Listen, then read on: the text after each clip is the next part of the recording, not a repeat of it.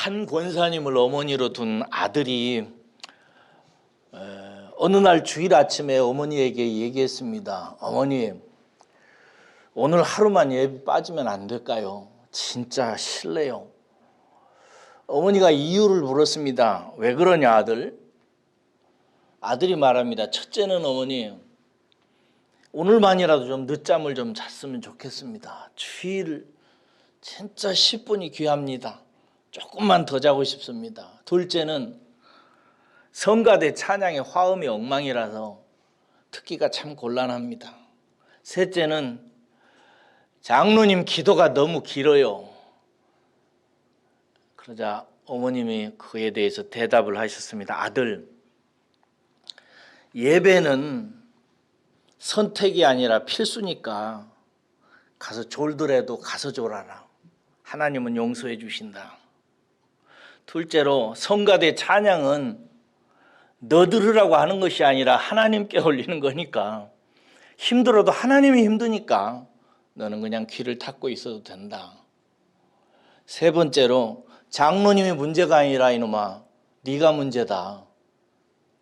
네가 설교를 해야 되는데 누가 설교를 하냐.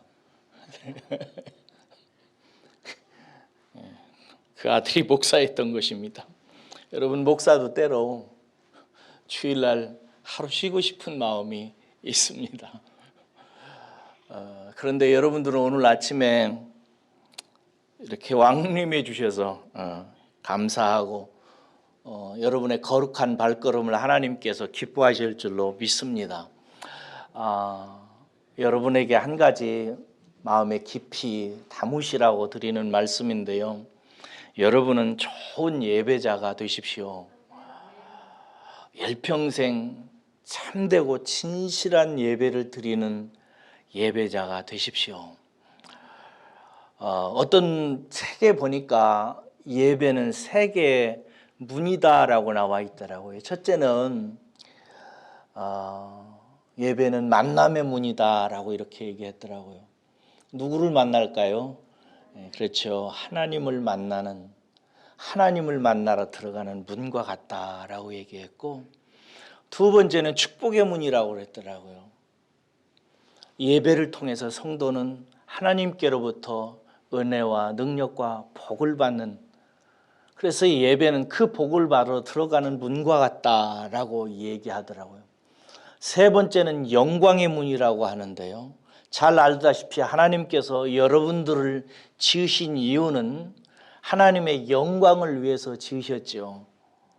그래서 우리는 모두 다 하나님의 영광을 나타내야 되는 존재인데, 하나님께서 가장 영광을 받으시는 순간이 예배 드리는 시간입니다. 맞죠? 예배 잘 드리는 것, 내 인생이 예배 인생이 되는 것, 그 자체만큼 하나님께 영광을 돌리는 가장 좋은 방편은 없습니다. 그러니 사랑하는 여러분들, 꼭 예배에 성공하시고, 하시고 싶다면 예배에 한번 생명을 걸어보기까지 해보십시오. 온 마음을 다하여 뜻을 다하여 주일 아침마다 예배자가 되기 위해서 잘 준비를 하시고, 온 마음을 다하여 예배할 때 찬송하고, 기도할 때 진실하게 하나님 앞에 하고, 그리고 하나님 말씀은 진짜 하나님의 말씀으로 귀를 쫑긋 세우고 마음을 활짝 열고, 여러분 마음 옥토밭에 말씀 하나하나를 잘 심어서 여러분들이 예배에 성공함으로 말미암아 복과 영광을 드리는, 복을 받고 영광을 올려드리는 그런 성도님 되시기를 주의 이름으로 축원합니다. 여러분들이 묵상해 보셨는지 모르겠습니다만은 예배의 가치에 대해서 제일 먼저 눈을 뜬 사람이 있다면 여러분은 누구를 드시겠습니까? 예배가 진짜 중요하구나. 이거 예배 성공하지 못하면 인생이 진짜 안 되는구나 라고 하는 사실을 마음 깊이 절감한 사람이 있습니다. 이것은 성경에 기록되어져 있지는 않고 제가 묵상한 결과예요. 그냥 꼭 맞을지는 모르지만 그렇다고 안 맞을 리도 없어요. 누구냐면요, 아담과 하와입니다. 아담과 하와는 하나님의 말씀을 떠나서 죄인이 되어져 버렸습니다. 그래서 하나님 앞에 쫓겨났어요. 축복의 땅 에덴에서 쫓겨나서 하나님 앞에 나아가는 길이 천사들에 의해서 막혀버렸어요. 그래서 더 이상 하나님을 만날 수 있는 길이 열리지 않았습니다. 아담과 하와는 하나님을 더 이상 만날 수가 없었기에 하나님을 만남으로 말미암게 되는 복과 축복을 누리지를 못하고 저주를 받은 환경 속에서 살아갑니다. 그러했기에 그들이 축복을 받지 못했기에 하나님이 그들을 지으신 하나님의 영광을 나타내는 인생이 만들어지지가 않았어요. 그래서 제가 생각할 때 아담과 하와는 어떻게 하나님 앞에 나아가야 되는지, 어떻게 다시 하나님을 만나서 하나님으로부터 말미암는 복을 어떻게 누려야 될 것인가, 이것에 대해서 굉장히 생각하고 연구했을 것입니다. 그래서 아들들에게만은 하나님 만나는 그 길에 대해서 전수하고 싶었어요. 그것이 구약시대의 제사로 나타납니다. 오늘로 말하면 예배인 것입니다. 그래서 오늘 본문 말씀에 보면 아담과 하와의 두 아들 아벨과 가인이 하나님 앞에 제사를 드립니다. 가인과 아벨이 하나님 앞에 예배를 드리는 거예요. 저는 이것을 개인적인 묵상의 결과입니다. 안 맞을 수도 있어요. 이것은 틀림없이 아담과 하와가 피눈물 나게 아이들에게 가르쳤을 거라고 생각이 듭니다. 여러분들도 여러분의 아들과 딸들에게 이 진리는 꼭 전수하시고 가시기를 주의 이름으로 부탁합니다. 아들들이 딸들이 예배하는 자가 되기를 주의 이름으로 축복합니다. 그래서 오늘 본문 말씀에 보면은 그 아들들인 아벨과 가인이 예배 드리는 이야기가 나옵니다. 가인이 예배를 드리는데 무엇으로 드리죠? 자기의 소산으로 제사를 드려요. 예배를 드립니다. 아벨은 양을 치는 자였는데 첫 새끼를 가지고 첫 열매로 드립니다. 그런데 하나님께서 아벨의 제사는 받으시고 가인의 제사는 받지 않으셨죠. 그렇죠? 왜 그랬을까요? 먼저 예배에 대한 신학적인 입장이랄까요? 성경적인 정답을 먼저 생각하고 출발했으면 좋겠습니다. 가장 큰 차이는 무엇이었는가? 히브리서 한번 가보세요. 히브리서에 답이 나와 있습니다. 가인의 예배는 받지 아니하시고 아벨의 예배는 받으신 이유가 히브리서 11장 4절에 있습니다. 여러분들은 평생 하나님께서 받으시는 예배를 드려야 되는데 그 예배가 어떤 예배인지를 확인하셔야 됩니다. 읽어볼까요? 시작. 믿음으로 아벨은 가인보다 더 나은 제사를 하나님께 드림으로 의로운 자라 하시는 증거를 얻었으니 하나님이 그 예물에 대하여 증언하심이라. 그가 죽었으나 그 믿음으로써 지금도 말하느니라. 자, 발견하셨습니까? 하나님께서 가인의 제사는 받지 아니하시고 아벨의 제사는 받은 이유에 대해서 히브리서에서 저자는 해석해 주기를 아벨은 무엇으로 예배를 드렸다고요? 믿음으로 예배를 드렸다는 것입니다. 가인은 믿음으로 예배를 드리지 않았기에 하나님께서 안 받으셨고 아벨의 제사는 믿음으로 드린 제사였기 때문에 하나님께서 받으셨다고 히브리서는 우리에게 알려주고 있습니다. 그는 죽어서도 이것을 우리에게 증거하고 있다고 얘기하고 있어요. 여러분, 그렇습니다. 아벨의 제사를 하나님께서 받으신 이유는 아벨이 믿음으로 드렸기 때문입니다.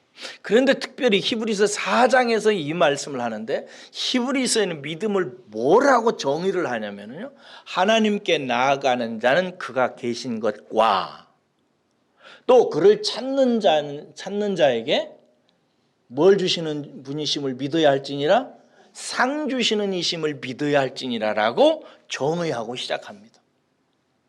이 정의에 따라서 아벨은 믿음으로 드렸다고 했기 때문에 히브리서 저자에 의하면 아벨의 믿음의 내용을 알 수 있어요.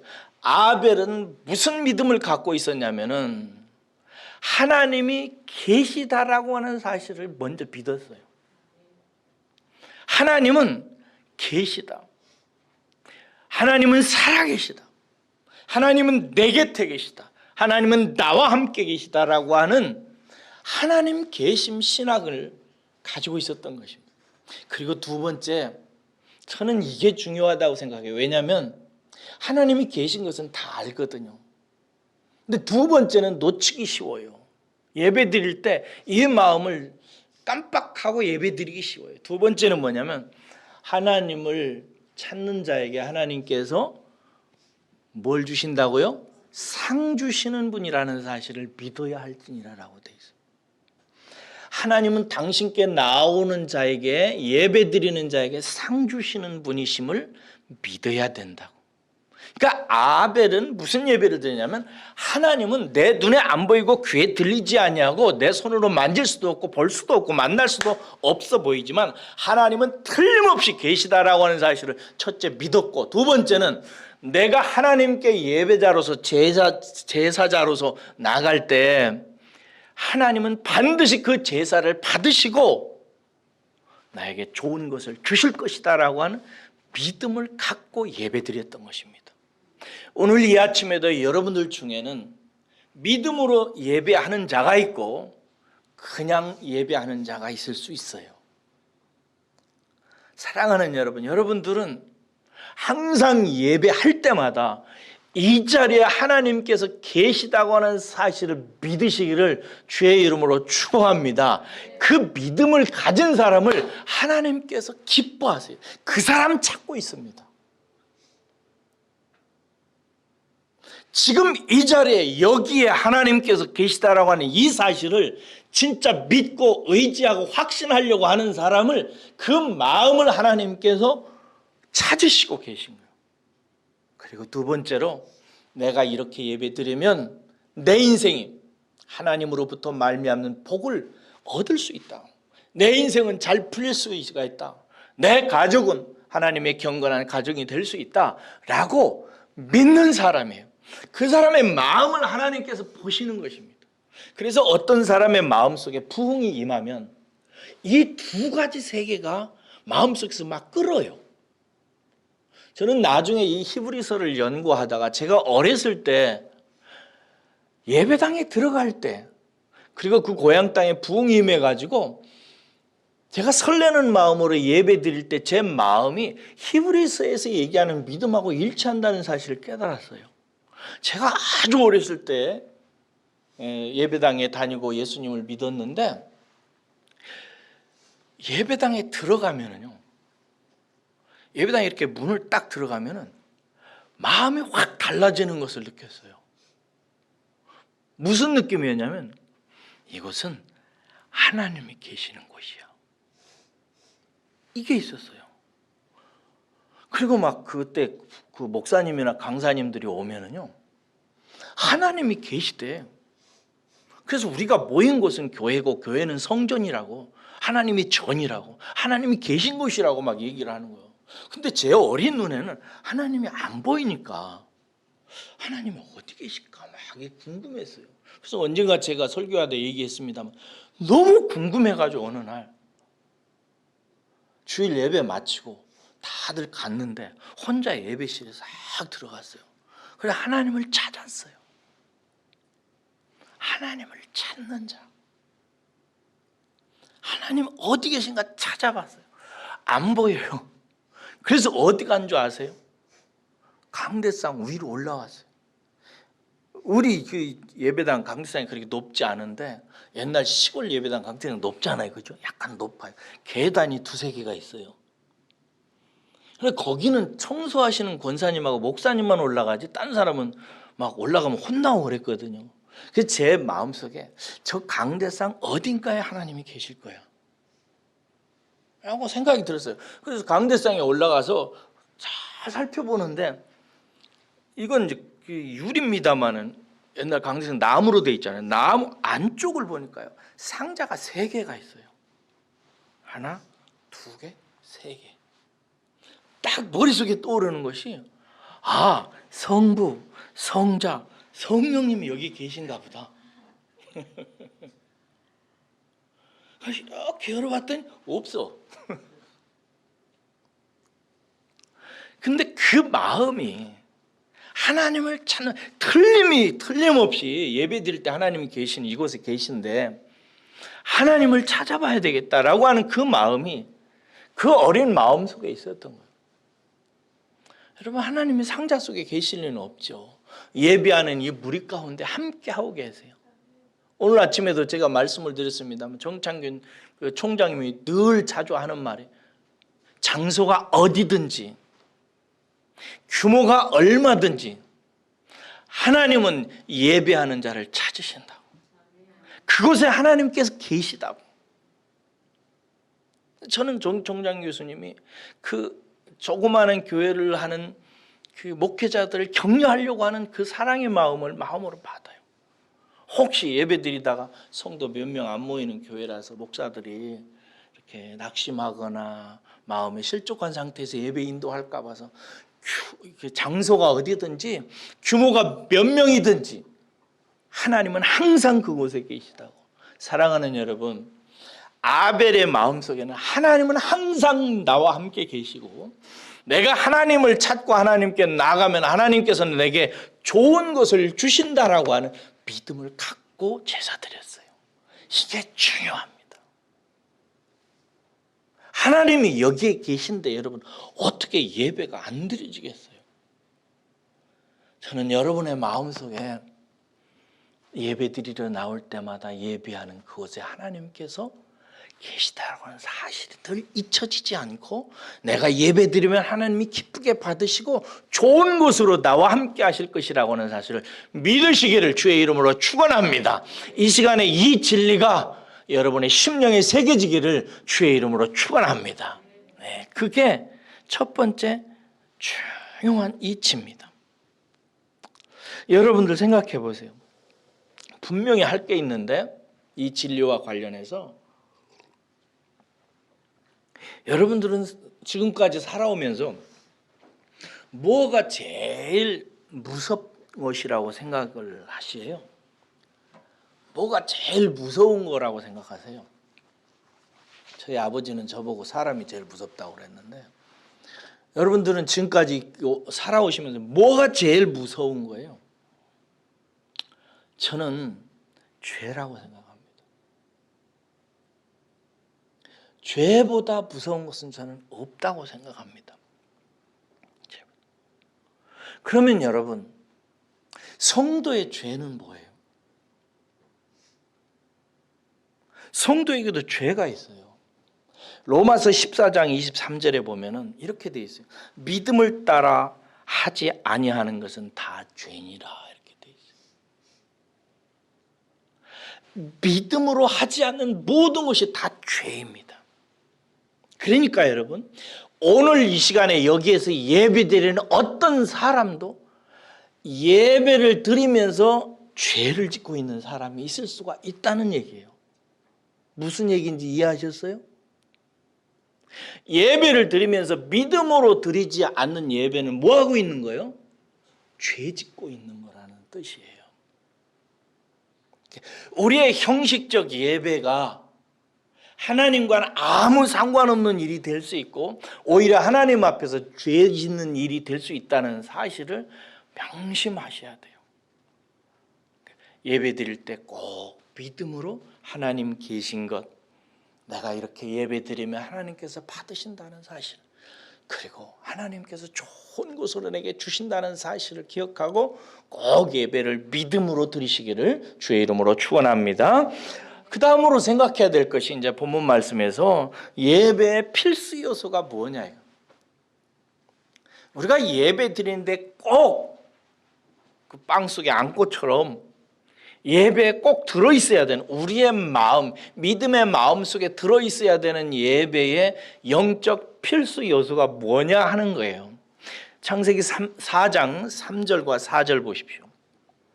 오늘 본문 말씀 3절과 4절 보면은 이런 내용이 있어요. 세월이 지난 후에 가인은 땅의 소산으로 제물을 삼아 여호와께 드렸고 아벨은 자기도 양의 첫 새끼와 그 기름으로 드렸더니 여호와께서 아벨과 그의 제물은 받으셨으나, 이렇게 이야기가 전개돼요.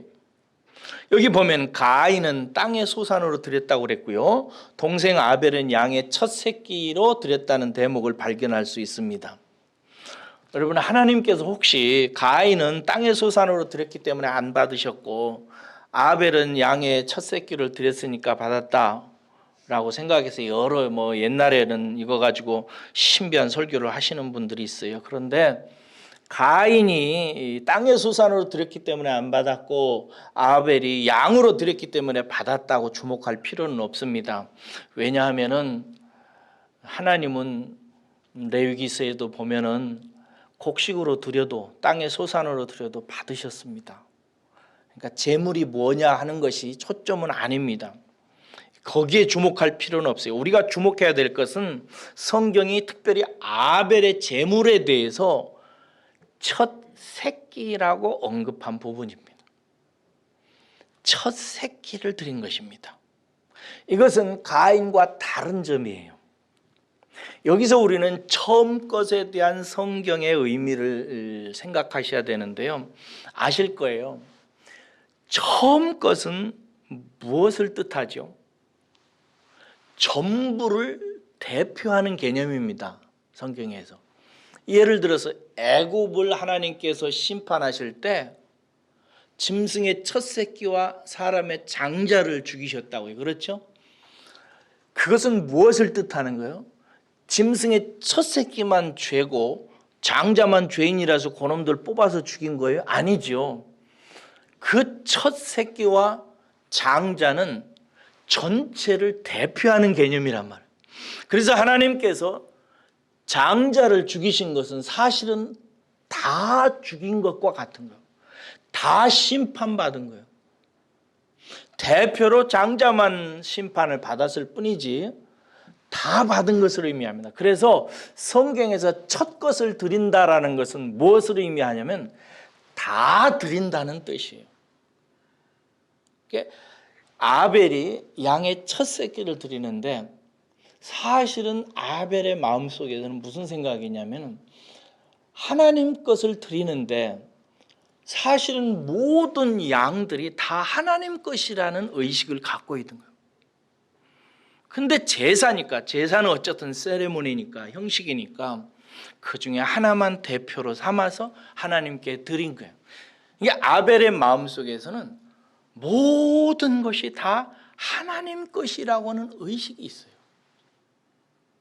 자기 눈에 보이는 것, 자기 자신, 자기 부모, 자기 인생, 자기 소유, 모든 것이 다 하나님으로부터 말미암아 나온 것이고 하나님께 돌아가야 되는 것이라고 하는 이 위대한 고백을 갖고 있는 거예요. 제가 좋아하는 신학자가 있는데 하나는 바울 선생님이고 하나는 칼빈 선생님입니다. 바울이 로마서를 쓰고 마지막에 이렇게 마무리해요. 만물이 주에게서 나오고 주로 말미암고 주께로 돌아갑니다. 영광이 그에게 세세에 있을지어다. 이렇게. 이게 이제 사도 바울의 중요한 사상인데, 만물이, 모든 것은 다 어디로부터 나온다고요? 하나님으로부터, 주에게서 나오고 주로 말미암아 주께로 돌아간다라고. 하나님께로 나와서 하나님께로 말미암아 역사가 전개되어지고 그 역사 전개된 모든 결과는 다 하나님께로 돌아가게 되어 있다 라고 이렇게 얘기하고 있어요. 이 사도 바울의 사상, 이 구절을 가지고 위대한 장로교회가 출생합니다. 칼빈이라는 분이 이 사상을 가지고 하나님 주권 사상을 만들어요. 이게 주권 사상은 뭐예요? 모든 것이 하나님이 주인이라요. 모든 것이 하나님에게로 나와서 모든 역사의 운영과 질서와 흐름은 다 하나님으로부터 말미암고 그 결과는 다 하나님께로 돌아가게 되어 있다. 그래서 역사의 주인이요 주체는 하나님이시다 라고 하는 사상을 만들었고, 이 사상을 고스란히 받아서 만들어진 교단인데 장로교회입니다. 그래서 장로교회의 핵심 사상은 하나님 주권 사상이에요. 하나님이 주인이시다라는 거. 왜 우리가 예배를 드려야 되는가? 나도 하나님 것이기 때문에 그렇습니다. 내 인생도 내가 가진 것도 다 하나님 것이라는 사상 때문에 그런 것입니다. 아벨은 하나님 앞에 첫 새끼를 드리면서 이 첫 새끼는 아버지 하나님, 나의 모든 소유입니다. 다 하나님 것입니다. 하나님이 주셔서 먹는 것이고, 하나님이 주셔서 입는 것이고, 하나님께서 허락하셔서 내가 사는 것입니다라고 하는 이 놀라운 하나님 주권 사상이 있어서 이 모든 것이 하나님의 선물이기에 하나님 감사합니다 하고 드리는 사상이, 예배 정신이 거기서 나왔습니다. 아벨의 마음속에는 모든 것이 하나님께로부터 왔고 나는 그 온 것을 선물로 받았고 하나님께 감사하게 하나님 감사합니다 드리는 이런 예배의 정신이 있었던 거예요. 사랑하는 여러분, 여러분들이 예배 드리러 나올 때 드릴 때 꼭 이 예배 속에 꼭 이렇게 마음의 정신으로 담겨져 있어야 되는 이 필수 요소를 꼭 기억하셔야 됩니다. 내가 먹고 사는 것, 직장에서 버는 것, 내 아들과 딸들, 부모와 형제들, 그리고 나 자신까지도 하나님께로부터 온 것이고 하나님 것이니 하나님 영광 받아 주옵소서 감사합니다 하며 드리는 이 하나님 주권 사상이 여러분 마음속에 꼭 자리 잡고 있으시기를 주의 이름으로 축원합니다. 어떤 사람은요, 이렇게 모든 것이 하나님으로부터 와서 마땅히 하나님께 올려드려져야 되고 나라고 하는 존재도 하나님으로부터 왔기에 하나님께로 돌아가야 되는 예배의 정신으로 드리는 것이 아니라 뭘 받으려고 기복주의적인 생각과 그런 것 가지고 사로잡혀서 늘 예배 드리는 분들이 없잖아? 종종 있어요. 우리 교회 빼놓고. 예배를 수단 삼는 거예요.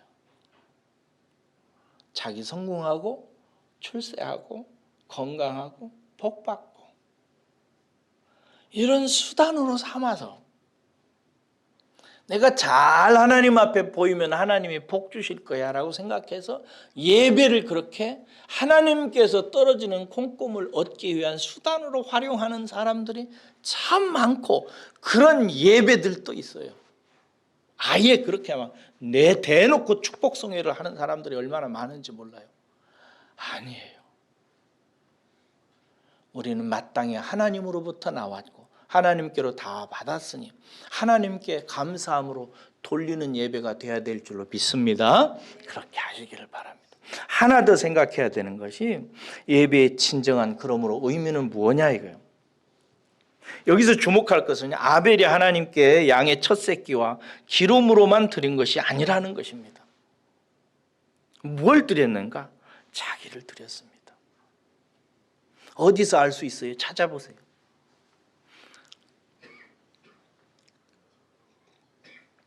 사절에 있습니다. 거기 보면 4절에 여호와께서 아벨과 그 제물을 받으셨다고 이렇게 나와 있습니다. 아벨이 드린 것은 제물인 것처럼 보여요. 그렇죠?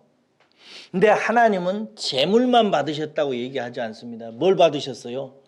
아벨을 받으셨다고요. 중요한 것은 여기 양도 제물이었지만 아벨도 자신을 하나님께 산 제물로 드린 것입니다. 여러분, 그래서 제물보다 더 중요한 것은 예배자 자신입니다. 찬송 중요합니다. 근데 찬송보다 더 중요한 게 있는데 찬송하는 자기 자신입니다. 기도의 내용도 중요하고요. 기도의 영성도 중요하고요. 기도의 열기도 중요하고 다 중요합니다. 그러나 기도의 어떤 것보다 기도자 자신이 중요합니다. 기도하고 기도자하고 떼어놓을 수가 없어요. 헌금 우리가 중요하게 생각합니다. 헌금 드려야죠. 모든 게 하나님께로부터 왔으니 11조로 하나님 앞에 영광 돌려야죠. 그러나 11조든 주일헌금이든 무슨 헌금으로 드리든 그 헌금보다 더 중요한 것은 봉헌자 자신입니다. 하나님은 예배자를 먼저 받으시고 기도자를 먼저 받으시고 찬송자를 먼저 받으시는 하나님이라는 사실을 여러분 꼭 기억하셔야 됩니다. 여기 본문 말씀에도 보면은 여호와께서 그 제물과 아벨을 받았다고 나와 있지 않습니다. 먼저 뭘 얘기해요? 아벨을 먼저 얘기합니다. 먼저 아벨을 얘기합니다. 그리고 제물을 얘기합니다. 그에 비해서 가인은 어때요? 가인은 하나님께서 받지 아니하십니다. 그러니까 가인이 안색이 변해버립니다. 하나님께서 물으시죠. 그리고 대답하십니다. 하나님께 물었을 때 하나님께서 네 아우가 어디 있냐고 물으니까 가인이 뭐라고 대답해요? 내가 동생 지키는 사람입니까? 라고 그래요. 그럼 지가 지켜야지 누가 지켜? 하나밖에 없는 동생? 하여튼 그렇게 대답을 해요. 그래서 요한일서 3장 12절에 보면 이렇게 나와 있어요. 가인같이 하지 말라. 저는 악한 자에게 속하여 그 아우를 죽였으니 라고 돼 있어요. 그 아우를 죽였기 때문에 악하다고 얘기한 게 아니고요. 악한 자였기 때문에 동생을 죽였다고 이렇게 요한일서에서 정확하게 얘기합니다. 그는 악한 자였다는 거예요. 악한 자였기 때문에 동생을 죽였다는 거예요. 사람이 문제예요? 행위가 문제예요? 사람이 문제. 그가 어떤 사람이냐 이거예요. 이게 중요해요. 우리가 헌금을 얼마를 하느냐, 무슨 옷을 입었느냐, 교회에서 무엇을 행하는 다 좋아요. 다 중요한 건 사실입니다. 그러나 무엇보다도 내 자신이 중요해요. 내 자신이 하나님 앞에 죄인의 상태에 있어서는 안 돼요. 죄인의 상태는 어떤 거예요? 하나님을 떠난 인격적인 삶을 저는 죄라고 정의를 했어요. 뭐라고요? 하나님을 떠난 인격적인 상태. 이게 죄라고요. 인격이라는 작용이 어떻게 된다고 그랬어요? 생각하고 느끼고 결정하는 거. 하나님을 떠나서 생각하는 것은 죄입니다. 하나님을 떠나서 감정적으로 무엇을 좋아하고 무엇을 싫어하는 것 죄예요. 하나님 밖에서 그거 아무리 선한 행동을 했어도 그것은 죄입니다. 하나님 밖에서 생각하고 판단하고 무엇을 좋아하고 뭘 싫어하고 무엇은 행동으로 옮기고 무엇은 안 하고 하는 모든 것들이 다 죄예요. 가인은 어떤 사람이었는가? 죄인이었습니다. 그래서 하나님께서 말씀하시기를 뒤에서 보면은 뭐라고 되어 있냐면은 몇 절이에요? 7절에 보면은 네가 선을 행하면 어찌 낯을 들지 못하겠느냐. 선을 행하지 아니하면 죄가 문에 엎드려 있느니라. 죄가 너를 원하나 너는 죄를 다스리니라. 먼저 가인의 죄의 문제를 먼저 얘기합니다. 죄가 있으면, 죄 가운데 있으면 너로 하여금 선을 행하지 못하도록 아예 네 인생 입구에서, 네 생각 입구에서, 네 감정 입구에서, 네 의지 입구에서 엎드려서 너로 하여금 선을 보지 못하고 악을 행하도록 한다는 거예요. 그러니까 죄인의 상태에서 하나님께 예배하는 예배는 하나님께서 받으시지도 않고 받으실 수도 없어요. 그래서 성도의 삶이 그렇게 중요한 것은 그 삶이 또한 그를 죄인으로 만들기 때문이에요. 그래서 사랑하는 여러분, 예배 드릴 때 제가 정말 강조하는 것인데요, 예수 그리스도의 보혈을 꼭 힘입으시기를 주의 이름으로 축원합니다. 내 정성과 간절함보다 중요한 것이 예수 그리스도의 보혈입니다. 하나님께서는 우리를 예배자로 받으시기 위해서 아들을 피 흘리셨어요.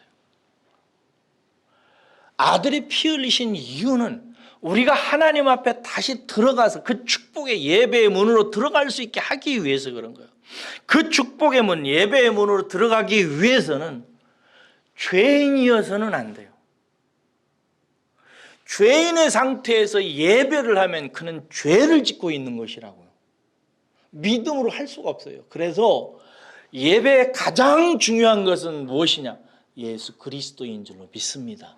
특별히 십자가에 달려 죽으신 예수 그리스도 없이는 우리는 참된 예배자가 될 수 없습니다. 그러니까 예배 드리러 나올 때 제일 중요한 것은 예수님 붙들고 예수 이름 의지하고 예수 보혈로 씻고 예수 그리스도의 십자가를 통과하는 것입니다. 그래서 예수님이 전부예요. 예수님이 나를 위해서 늘 밖에 나가서 죄가 엎드려진 상황 속에서 죄 지으면서 살았던 나의 삶을 하나님께서는 용서하시고 나를 붙드셔서 예배자로 부르시기 위해서 아들을 보내셔서 십자가에서 물과 피를 흘리게 하셔서 그 보혈의 피로 우리를 깨끗하게 씻으셔서 의인으로 만드시고 우리를 받으십니다.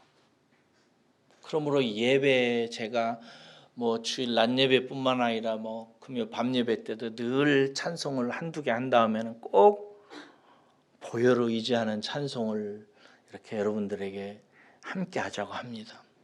저도 개인적으로 기도할 때 늘 항상 예수님의 보혈을 의지합니다.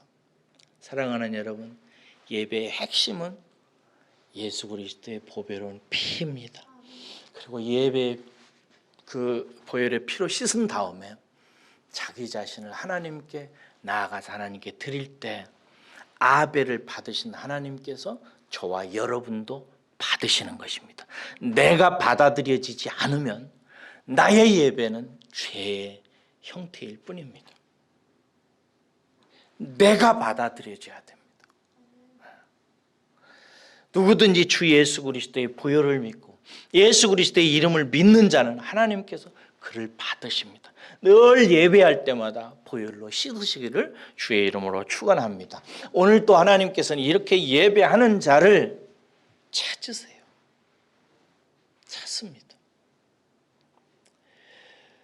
사람이 얼마나 모였든지 장소가 어디든지 하나님은 예배하러 오는 자를 찾아요. 저 예배자 속에 믿음이 있는지, 자기 자신이 하나님께로 왔기에 하나님께 돌아가야 되고 하나님께 경배해야 된다는 사실을 인정하는 마음이 있는지, 그리고 자기 자신이 죄인이라는 사실을 기억하고 자기 자신이 받아들여지지 않으면 예배도 아무 소용없다는 사실을 기억하고 자기 자신을 예수 그리스도의 보혈로 씻으려고 하는지, 자기 죄를 시인하고 가슴 앞에 회개하며 그리스도의 보혈로 씻고 있는지 그걸 가만히 하나님께서 보신다고요. 그러니까 예배 시작하기 전에 조금 일찍 나오세요. 한 10분 정도 일찍 나와서 먼저 하나님 앞에 죄를 씻고 믿음도 점검하고 내 자신을 이 시간 하나님께 드리는 모든 주인이신 아버지 하나님 앞에 내 자신을 드리는 시간으로 잘 예비한 후에 우리 함께 찬양합시다. 함께 찬송하며 하나님께 거룩한 예배, 하나님 기쁘시게 드린 예배를 드리는 저와 여러분들 되시기를 주의 이름으로 축원합니다. 다음 주일은 2월 마지막 주일이에요. 마지막 주일 우리 잘 한번 예배 드려 보십시다. 할렐루야. 기도하겠습니다.